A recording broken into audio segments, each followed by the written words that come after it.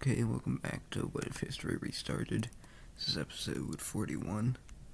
Last time we saw the fall of the Gold Coast Caliphate, the blue team's failed Reconquista, the formation of the Circle Alliance, and of course the Great Chinese War, which Korea carried the regular Triangle Alliance to victory, mainly through their navy, and with that, the Upside Down Triangles have been severely weakened and kicked out of their colonies.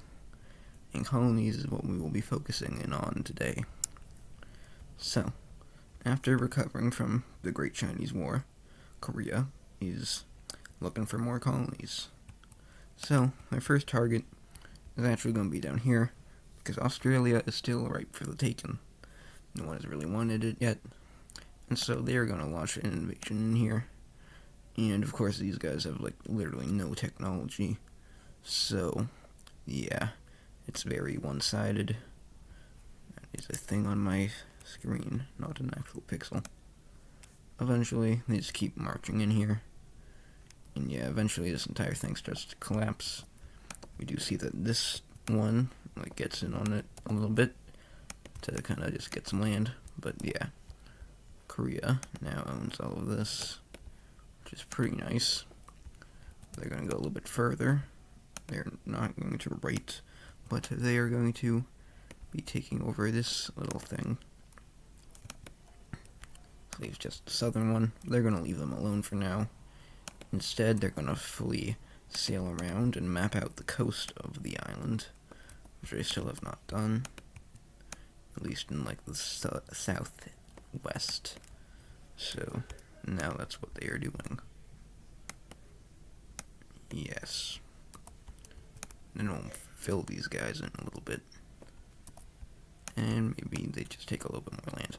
And okay, that is it for Korea's expansion down here. But not over here.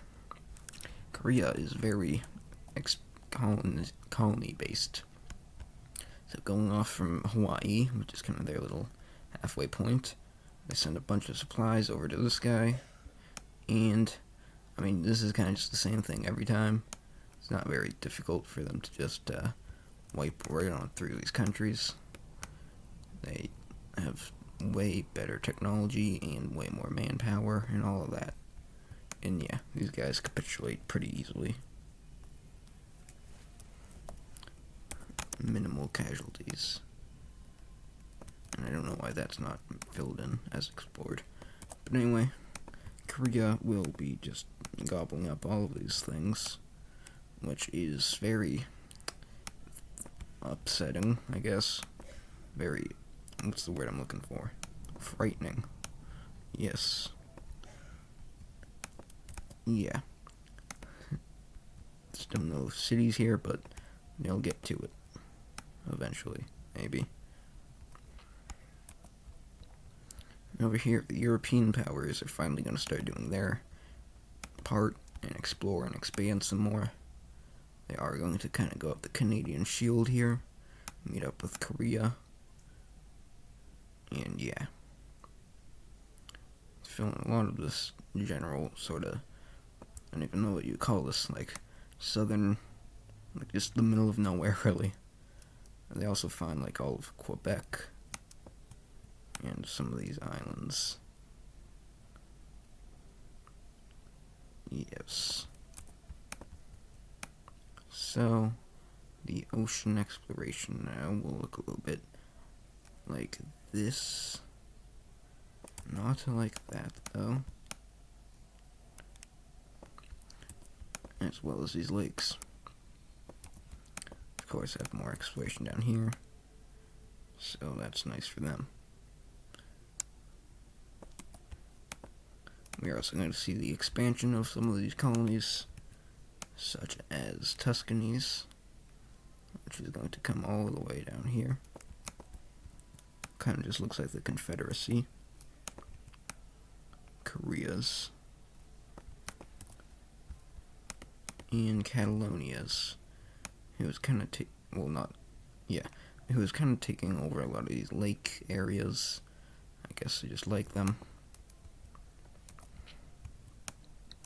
gonna look kind of border gory, but oh well. Yeah. Over here, Belgium and Denmark are already very strong allies. So, Belgium, who doesn't really get a lot of use out of their colonies, is going to decide to just sell them over to Denmark. So they're part of the Danish colony now, who is going to go all the way out here. And also just fill in some of this more northern land.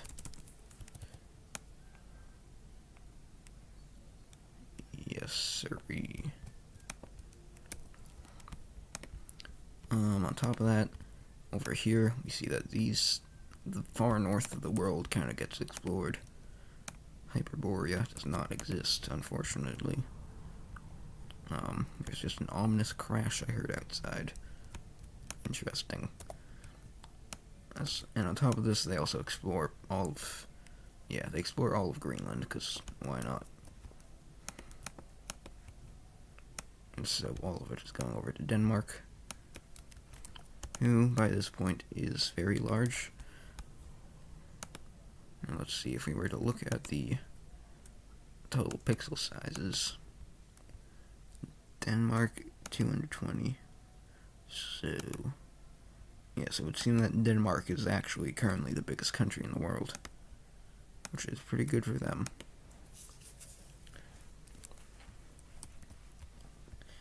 Anyway,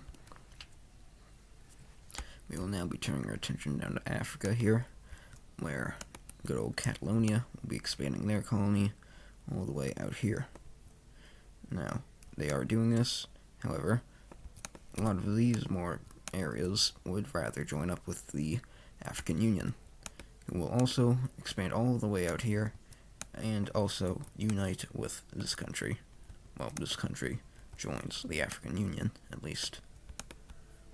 And yeah. And on top of that, we even see this country join in on it. So the African Union is now very big, mostly because they're terrified of the colonists. These guys do not decide to join, though. But maybe they should, because we're going to see somebody make a brand new colony down here. It's going to be someone maybe a little bit unexpected, and that is actually Sparta. Sparta is actually a pretty good naval power.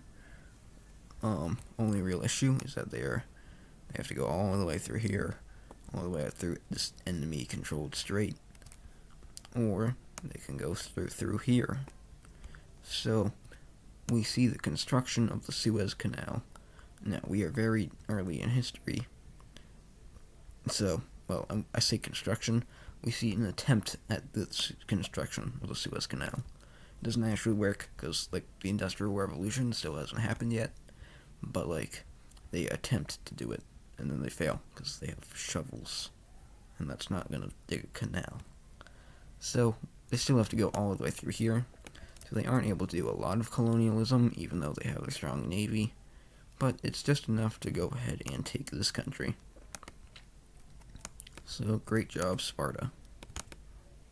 That should probably be a vital city. The Holy Omani Empire cities are all messed up.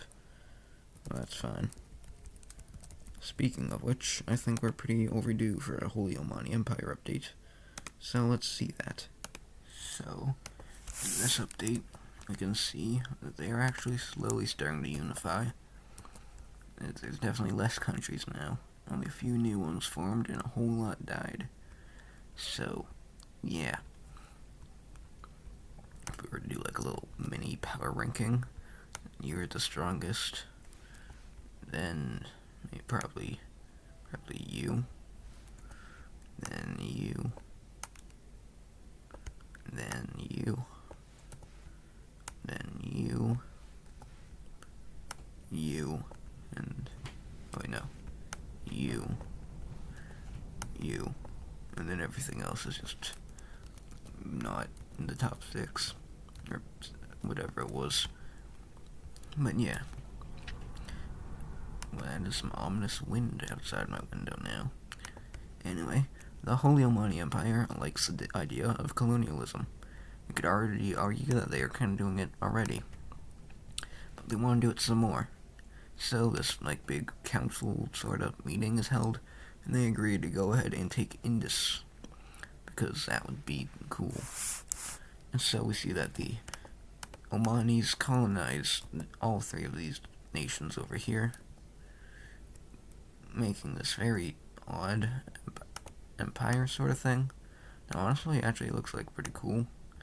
It's like this weird Arabian Sea sort of thing, you know.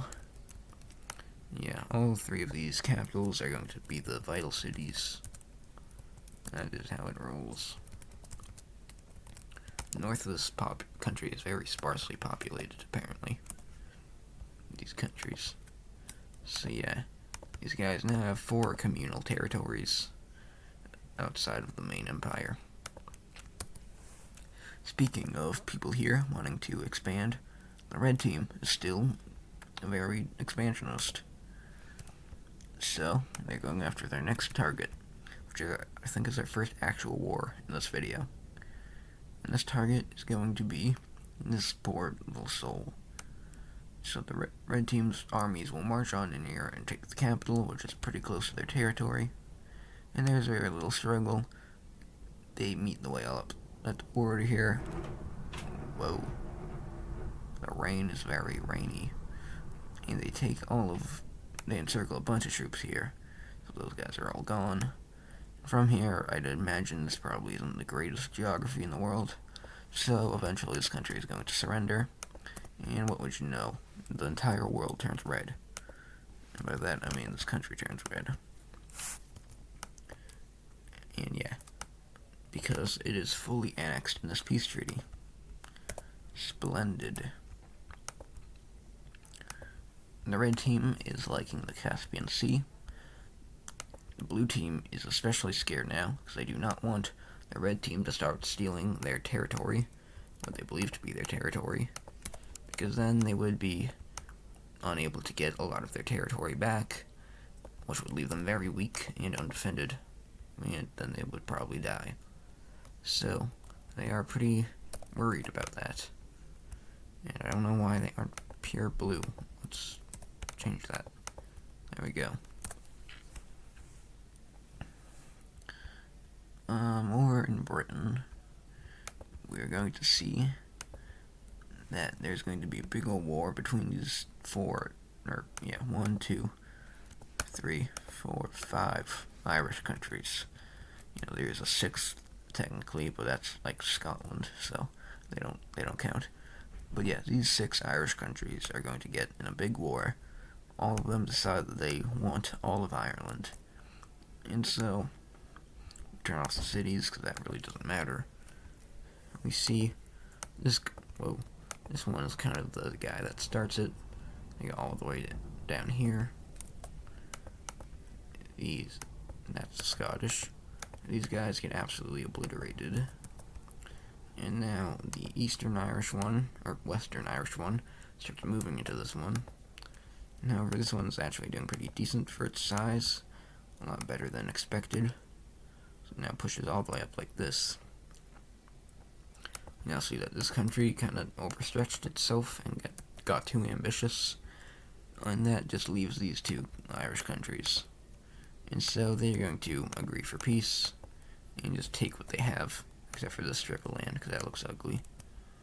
So yeah, now things are looking like this.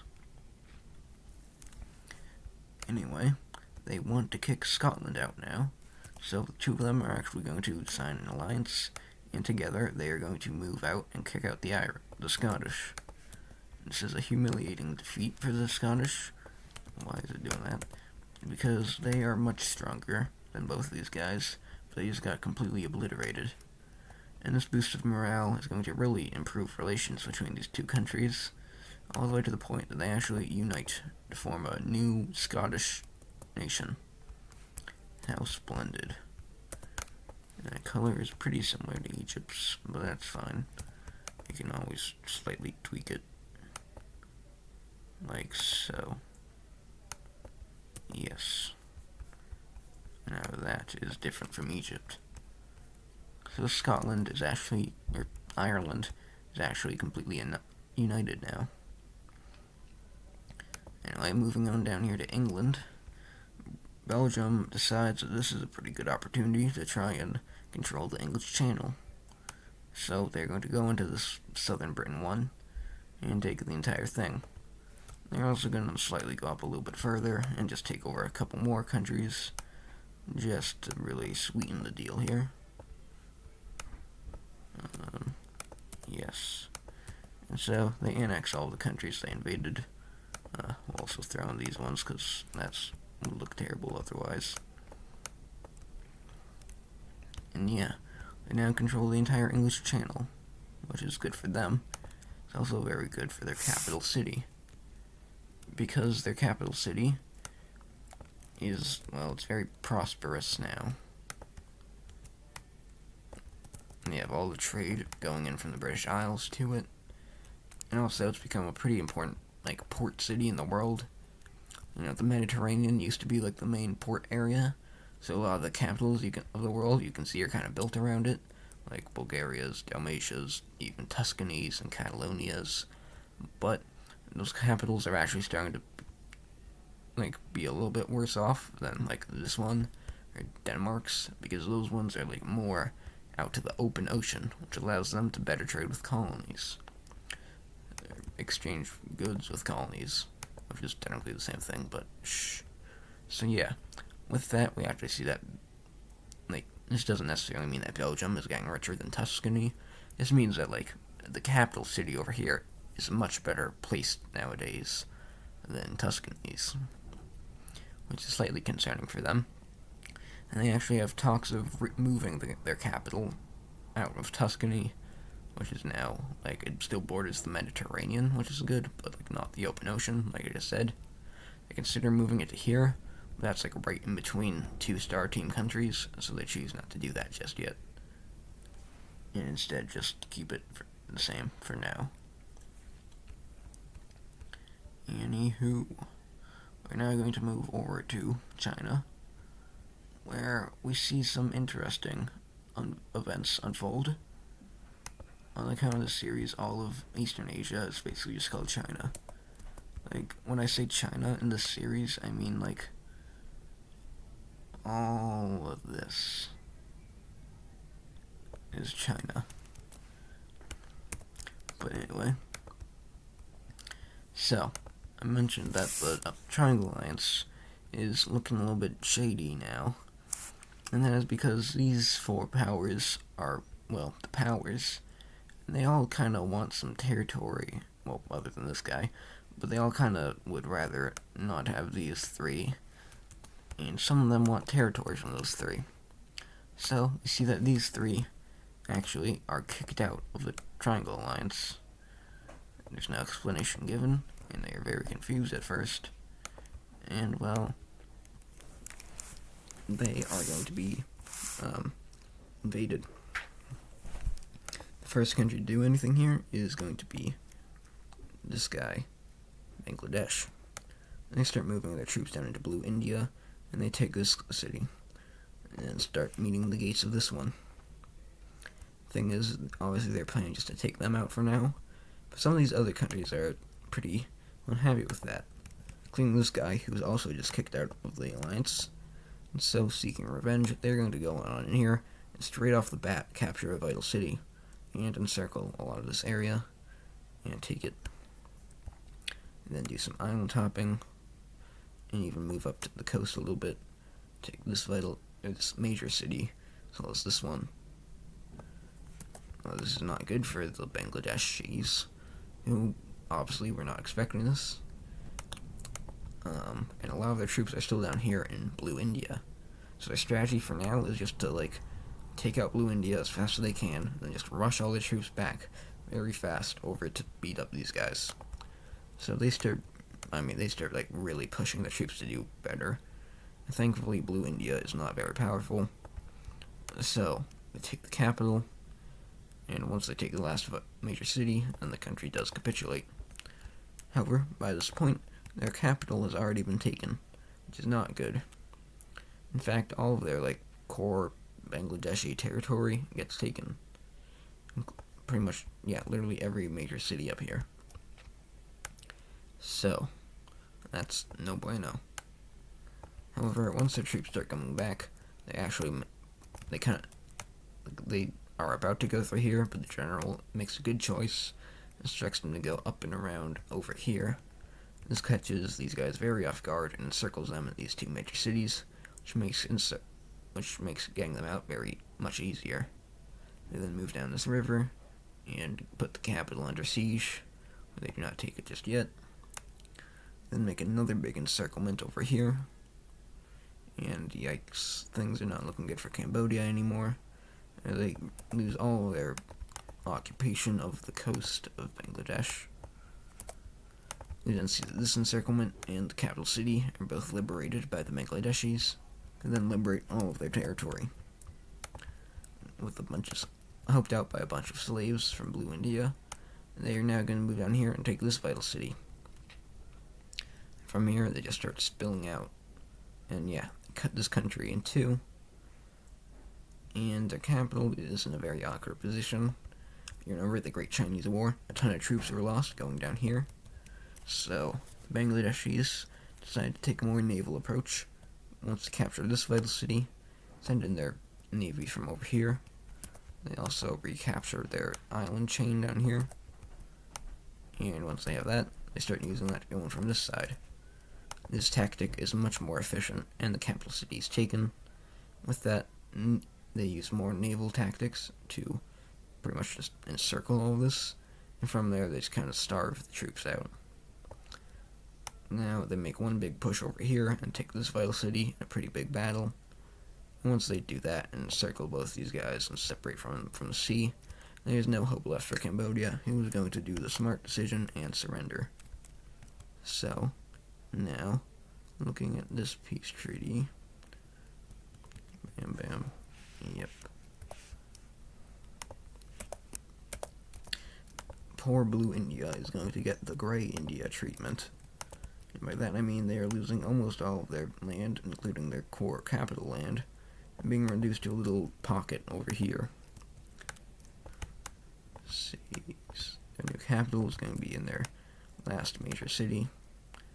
This will become a major city. So yeah, pretty embarrassing, but Grey India is probably laughing at them.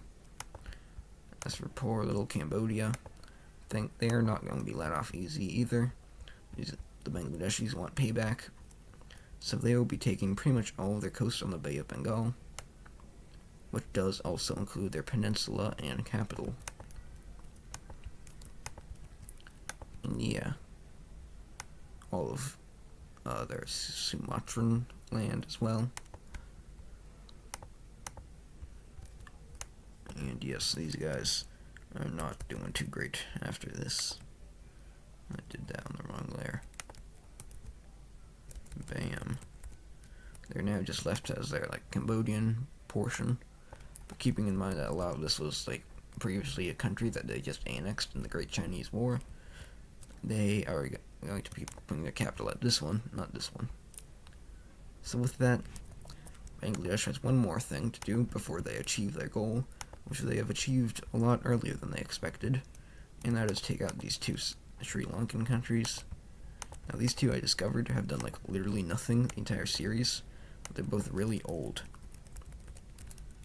But unfortunately, Bangladeshis do not want nice things for others. They want nice things for themselves. That is what they have done here. And now they have complete dominance over the entire Bay of Bengal. And more. And this is probably what their naval dominance looks like. If not like this. So yeah. Bengal, the Bengali Empire, is doing just great. Now, we move over to Korea. And, I mean, they want the Philippines, and it's Korea. They have literally the greatest navy in all of history, and the Philippines is the Philippines, an island country, an archipelago. So they stand absolutely no chance. And Japan takes them, or Korea, not Japan. as well as these islands, which are still somehow unclaimed. And, I mean, we might as well just, yeah. Korea is really gunning for that #1 spot. Which, I mean, I don't think they have it still. Because, like, what, Denmark was at 220,000. And they are at, nope, 189,000. So Korea is still not the biggest country.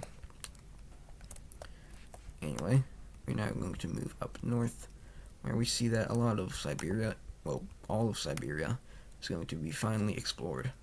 A very big effort to explore it, and a lot of, well, Korea, these 3 countries participate pretty heavily.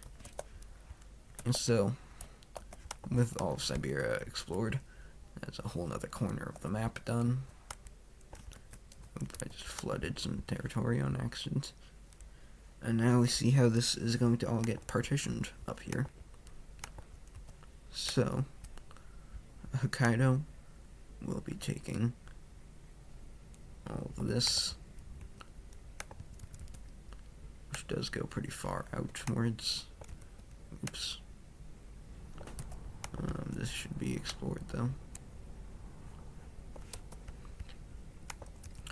Pretty much all these countries are just going way up north. So that includes Korea as well. And then, after they take these islands. And after that is Baikal, who gets a pretty good chunk of land. Like so. Shabush.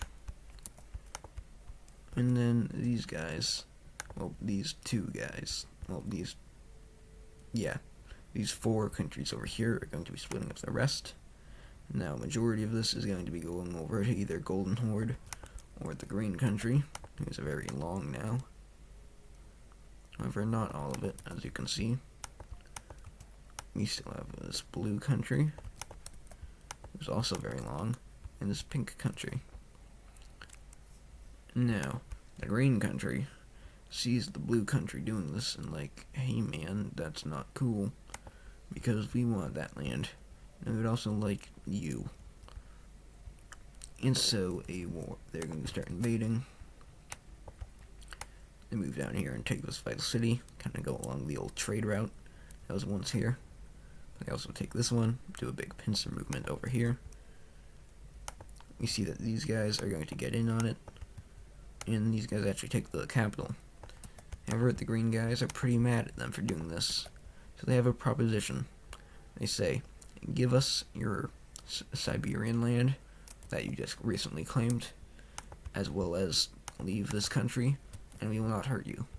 Because these guys are a lot stronger, this country is going to begrudgingly, that's a fun word, accept. Yeah, we do not need to do that. So what is that? Oh. Okay then, sure. So, yeah, I know that the wind exists. So yes, the green team will be getting all of this country, as well as this Siberian land that the pink team just claimed. But they will be they agree to leave the pink team alone.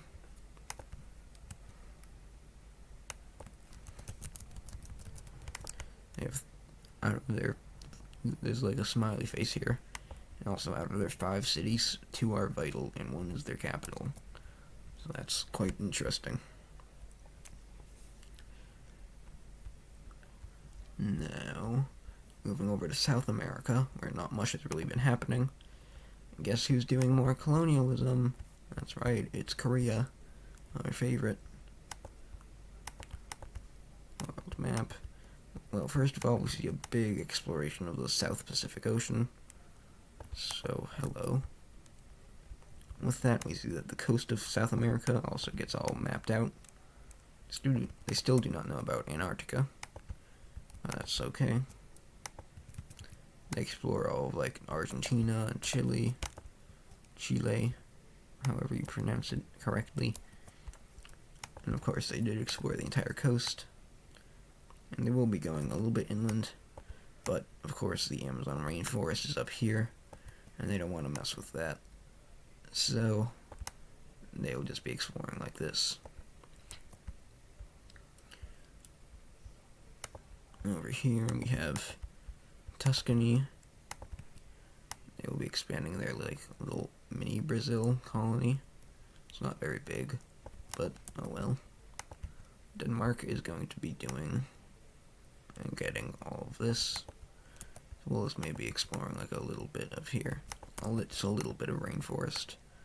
It's probably how they learned to not explore this area, because of Denmark's exploration, which probably caused a lot of death. And then, of course, like I said, Korea is going to be expanding all along this coast down here. It will also be taking over about half of this country, leaving the rest up to these guys. And then they would just take over both these Chilean countries. And then just kind of thicken out and take all of this coast. Well, all of this coast as in like all of this part of the coast. Just go right up to the Andes, I guess.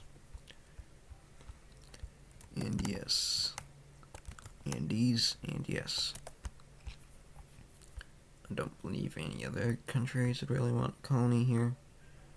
Except for maybe a certain little someone who is Egypt. Sure, let's give Egypt a colony. Egypt will be taking over this area.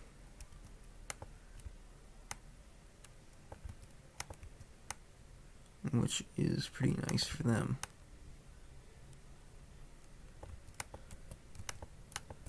Bam. Thankfully, these guys are not really too big a fan of straight line borders. Of course, they did do some with Egypt, but they haven't really done that many elsewhere. So that's nice. Since we did have the exploration of Siberia, you're going to see some exploration of Alaska and Yukon and all that over here. A whole lot of empty wilderness. That's nice. And with that, we see that the world is looking a lot more filled in.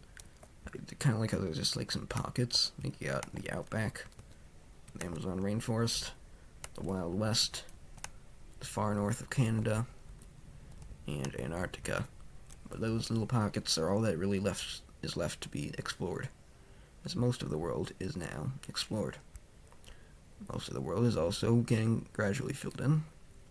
Tensions, I haven't really mentioned Europe at all, other than like Belgium and Britain, or Ireland specifically. But yeah, just know, tension is still building up here. These guys definitely want some colonies. Now, they would either have to go through here, which, I mean, would work pretty well, but for them, because they do have their allies here. However, their allies here, and their allies already have a good bunch of colonies around here. So why even bother? Especially considering that, like, the nearest place they could probably get to is, like, all the way over here. And, like, that's just too far away. And they already took time establishing the Florida one, which had some issues with, like, disease and stuff. So, yeah. Yeah, they could also go through this northern route. But once again, it's the same thing.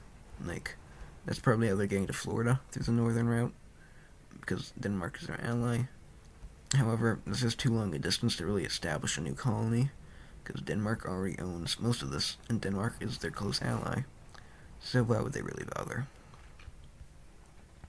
And yeah, that is now the end of the video.